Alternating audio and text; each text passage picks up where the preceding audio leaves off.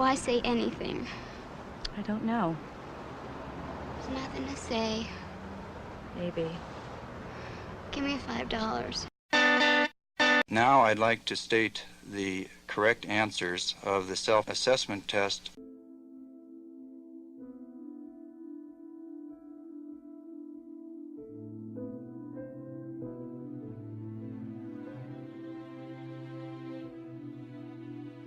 The thing is, I'm not trying to justify or excuse any of the violence.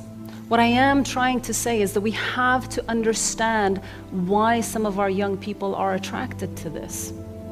I never would have thought this, but so many of them have absent or abusive fathers. I found something to my horror that I recognized.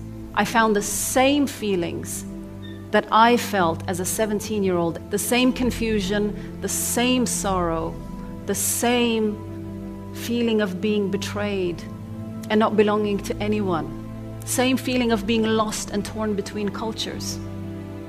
Having said that, I did not choose destruction, and the reason I did that is I could see that understanding is the answer instead of violence. Seeing human beings with all their virtues and all their flaws, instead of continuing the caricatures, the us and them, the villains and victims.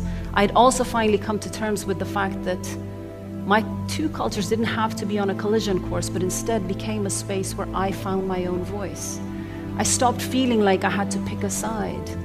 There are so many of our young people today who are struggling with these same issues, and they're struggling with this alone. And this leaves them open like wounds.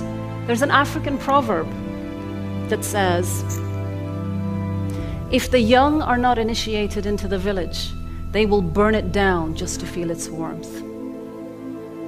I would like to ask, will you love and care for your children without forcing them to meet your expectations? Can you choose them instead of your honor? Can you understand why they're so angry and alienated when you put your honor before their happiness? Can you try to be a friend to your child so that they can trust you and want to share with you their experiences rather than having to seek it somewhere else? And to our young people tempted by extremism, can you acknowledge that your rage is fueled by pain? Can you find a way to live? Can you see that the sweetest revenge is for you to live a happy, full, and free life, a life defined by you and nobody else? And for the rest of us, when will we start listening to our young people? How can we support them in redirecting their pain into something more constructive? They think we don't like them. They think we don't care what happens to them. They think we don't accept them. Can we find a way to make them feel differently?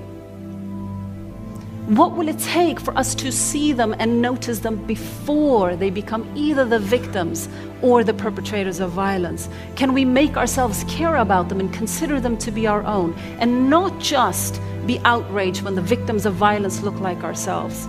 Can we find a way to reject hatred and heal the divisions between us? The thing is, we cannot afford to give up on each other or on our kids, even if they've given up on us. We are all in this together.